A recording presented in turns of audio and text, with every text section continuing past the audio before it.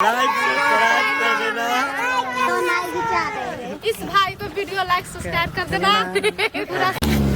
सामने जयप्रकाश पार्क है, यहाँ पे 20 रुपए की टिकट लगती है, पर समय की कमी के कारण हम यहाँ जा नहीं पा रहे हैं। अगला कौन सा है जी? और बिंबिसार का जेल जाए। बिंबिसार का जेल अजातशत्रु ने अपना बाप को जेल में कैद करके रखे थे। पहले जेल 200 फीट ऊंचा था, 1934 में भूकंप आया तो जेल खत्म हो गया। अच्छा, जमीन की चौड़ाई 200 फीट है, उस जगह आपको घुमाएंगे। अच्छा अच्छा, ठीक है। अजातशत्रु अपने बाप को जेल में कैद किए थे। हाँ, राजा बिंबिसार। हाँ जी, अपने राजपाट का 15 किलोमीटर में पार्क है। बस वाला अंदर में सब जगह घुमाते हैं, 4-5 घंटा समय लगता है। ये है राजगीर वन्य प्राणी सफारी, और ये सफारी के लिए टिकट बुक करानी पड़ती है, वो हम करा नहीं पाए थे, जल्दी में हम आए थे। तो ये चीज़ें हम दोबारा आएंगे तो जब एक्सप्लोर करेंगे। अभी हम जा रहे हैं अजातशत्रु की जेल में, जहाँ पे अजातशत्रु ने अपने पिताजी, बिंबिसार की जेल में, जहाँ पे अजातशत्रु ने अपने पिताजी को जेल में कैद करके रखा था। ND हुड्डा व्लॉग्स में आपका स्वागत है, और हम आ गए हैं बिंबिसार जेल। ये बिंबिसार जेल राजगीर में है। राजगीर अपना बिहार में है और बिहार अपना भारत में है। यहाँ पे भूकंप आ गया था, उसकी वजह से ये सब क्षतिग्रस्त हो गया था, तो अब ये खाली मैदान बचा है। भाई भाई बेटा, क्या नाम है आपका? क्या नाम है? क्या नाम है इसका? अमित कुमार। अमित कुमार। कैसे गुस्से में देख रहा है भाई? कैसे गुस्से में देख रहा है? बाय बाय दोस्तों। और जो सबसे अच्छी बात है, यहाँ पे तांगा पे सब आते हैं, अच्छा लगता है। तांगे का एक्सपीरियंस बहुत अच्छा है। में तोप रख के, यहाँ पर पिलर है, पिलर के पास से अंग्रेज ने तोप चलाए थे, तोप चलाने से भी नहीं टूटा। राजा बिंबिसार ने सोना का खजाना इसी के अंदर छुपा के रखे थे। हेलो दोस्तों, और ये हमारे अशोक जी हैं, और इन्होंने कहा है कि ये यहाँ पे राजा बिंबिसार ने यहाँ पे इस गुफा में खजाना छुपा के रखा है। तो वो अंग्रेज ने तोप से भी उड़ाया था, मगर वो नहीं उड़ा था, और ये इसीलिए इसका नाम है सोन भंडार गुफा। और आज हम आ गए हैं राजगीर के सोन भंडार गुफा में। गाड़ी ले चलेगा।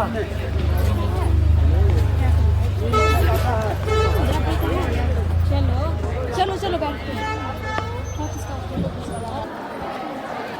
हेलो दोस्तों, ND हुड्डा व्लॉग्स में आपका स्वागत है, और हम आज आए थे सोन गुफा में। सोन गुफा में आप राजा बिंबिसार ने यहाँ पे सोना रखवाया था, और उसको फिर इन्होंने बंद कर दिया था, और ये खुलता सिर्फ जो नालंदा विश्वविद्यालय में जो भाषा पढ़ाई जाती थी उसी भाषा से खुलता, मगर नालंदा विश्वविद्यालय को गिरा दिया गया था। फिर यहाँ पे अंग्रेज़ों ने इसे खोलने की कोशिश करी, मगर ये नहीं खुला तोपों से। और ये वही सोन गुफा है जो राजा बिंबिसार ने बनवाई थी, और हम आपको सारी वीडियोस में दिखा देंगे कि अंदर से गुफा कैसी है। यही है दोस्तों जो गुफा बनवाई थी राजा बिंबिसार ने, और इसमें बहुत सारा सोना रखा था। और इस सोना में एक जो लैंग्वेज यूज़ हुई थी वो अब तक कोई उसको नहीं कर पाया, पढ़ नहीं पाया, क्योंकि वो नालंदा विश्वविद्यालय में पढ़ाई जाती थी, मगर वो जला दिया गया था।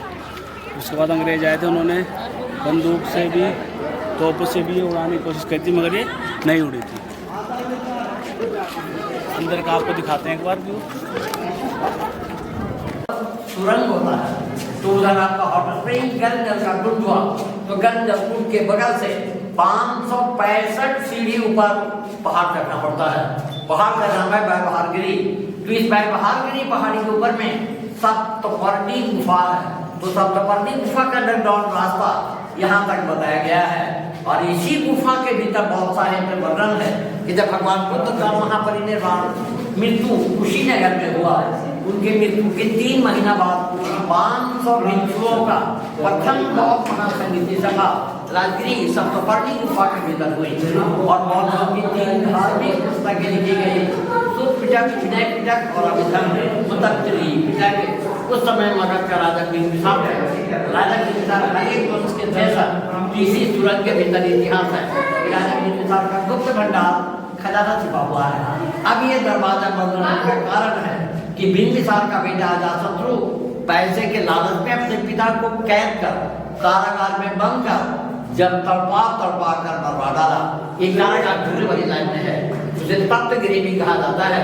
तो राजा बिंबिसार की पत्नी कौशल्या गुस्से में आकर खजाना जैन मुनि गौतम साधु को सौंप गए, लेकिन वो तो साधु थे, धन का जरूरत था नहीं।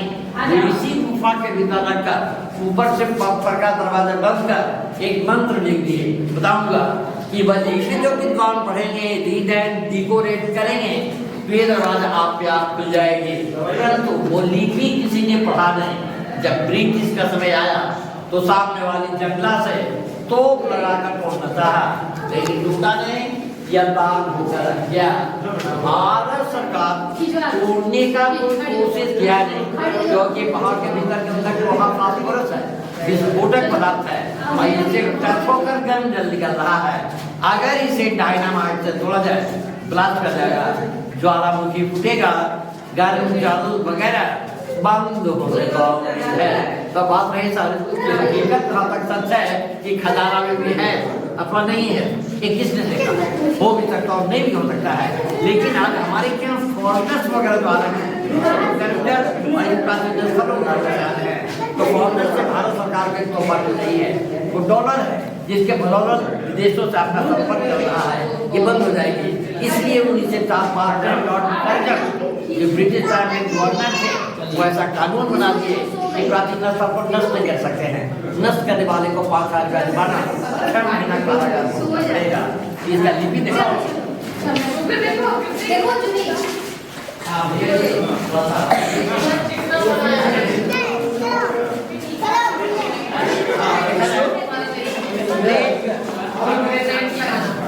देखिए हमारे का चला लिपि ऐसा, इसी लिपि के बारे में इतिहास है कि दरवाजा खुलने के पीछे रखा दिए, लिपि किसी ने पढ़ा नहीं। संघ लिपि नाम से जाना जाता है, क्योंकि ऐसे हैं जो कि संघ का कार्य कर रहा है। जो प्राचीन जमाने में जितनी पुस्तकें होती थी वो नालंदा लाइब्रेरी में रखी जाती थी। जब 1199 में बख्तियार खिलजी का नालंदा यूनिवर्सिटी बना, वो तो आग लगा दी।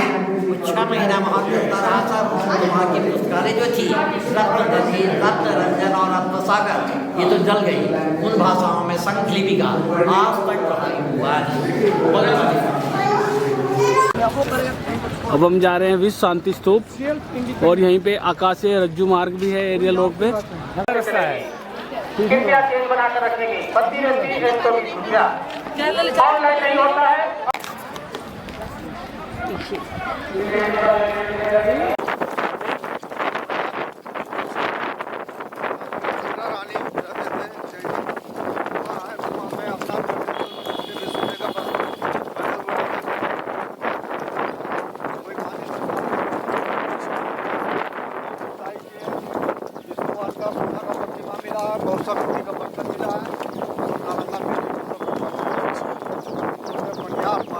मनिहार मठ। हेलो दोस्तों, ये है राजगीर में मनिहार मठ। काफ़ी साफ सफाई है यहाँ पे, देखिए यह है मनिहार मठ।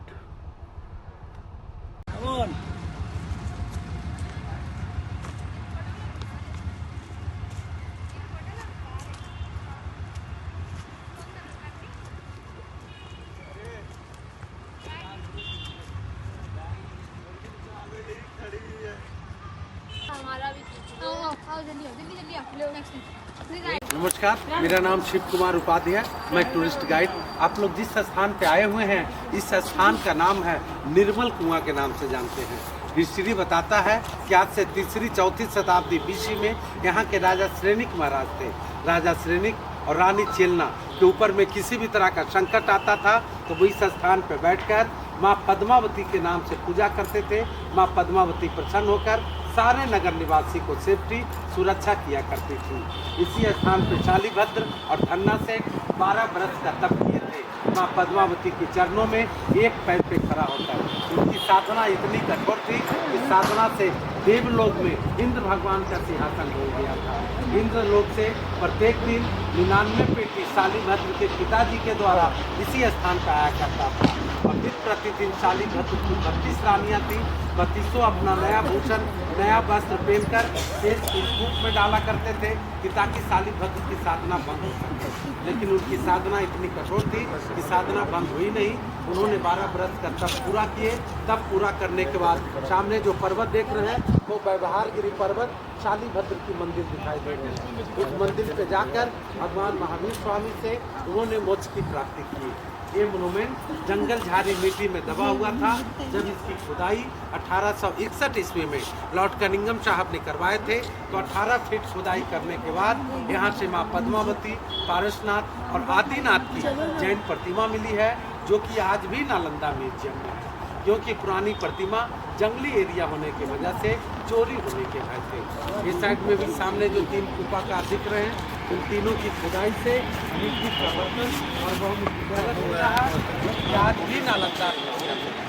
ये सामने ईंट के गोलाकार, स्ट्रक्चर, समस्त वेदी, इन सबों पे साधु ब्राह्मण लोग बैठकर जब मंत्रोच्चारण करते थे तो यहाँ से माँ पद्मावती निकलकर सामने की वेदी में जाकर बैठती थी और उसमें बहुमुखी कलश में दूध और धान का लावा रखा रहता था। जब वो खा लेते थे तो राजा श्रेणिक महाराज समझते थे कि मेरी मन्नत पूरी हो गई। राजा श्रेणिक महाराज नाग देवता को इसीलिए मानते थे क्योंकि वो नाग। नेक्स्ट साइड आया जाए। का अखाड़ा जरासंध और भीम दोनों युद्ध किए थे, कुश्ती लड़े थे। 27 दिन जरासंध भीम कुश्ती लड़ा था। 27वें दिन जरासंध को चीर के फेंक देता था तो ज्वाइनिंग हो जाता था। अच्छा। और 28वां दिन कृष्ण भगवान आए तो इशारा मारे कि उल्टा पुल्टा घुमा के फेंको, उल्टा पुल्टा फेंका तो फिर खत्म। ये इतिहास यहाँ पे ही हुआ था। यहाँ से यहाँ सोन भंडार से आधा किलोमीटर आगे, सोन भंडार से आधे किलोमीटर आगे ये यहाँ पे जरासंध अखाड़ा में ये सब हुआ था। जैन धर्म का मंदिर है, एक में गौतम बुद्ध होगा, जहाँ रोपवे है बुद्ध भगवान की, बाकी सब जैन धर्म। ये राजगीर है, ये कितने पहाड़ों से घिरा हुआ है जी? 5 पहाड़ों से घिरा हुआ है। 5 पहाड़ों से। 4 पहाड़ पे जैन धर्म का मंदिर है, एक में गौतम बुद्ध है। अच्छा। तो जैसे हिंदू धर्म में हम लोग देवघर जाते हैं, उसी प्रकार से जैन लोग यहाँ 5 पहाड़ यात्रा के लिए आते हैं। अच्छा जी। उन लोगों को गछा हुआ रहता है, जो नहीं चल पाते हैं वो डोली से जाते हैं। अच्छा अच्छा। 5 पहाड़ यात्रा करते हैं, नीचे नीचे हम लोग टांगा में ले जाते हैं। तो हम पटना के महावीर हनुमान मंदिर आ गए हैं। ये देखिए, ये महावीर मंदिर है। तो और बजरंग बली के दर्शन करने हम आप पहुँचे हैं पटना, और ये पटना जंक्शन के बिल्कुल सामने है महावीर मंदिर। और महावीर मंदिर में लड्डुओं के लिए भी फेमस है। यहाँ के नैवेद्यम तिरुपति के कुशल कारीगरों द्वारा जो नैवेद्यम लड्डू हैं वो यहाँ पे भी मिलते हैं। इसमें यही एकमात्र मंदिर है जिसमें हनुमान जी के 2 विग्रह हैं।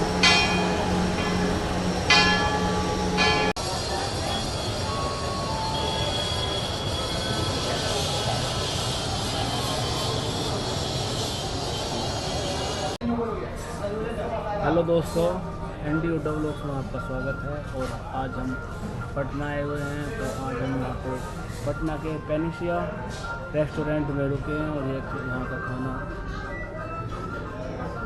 और कढ़ाई पनीर बुक किया है।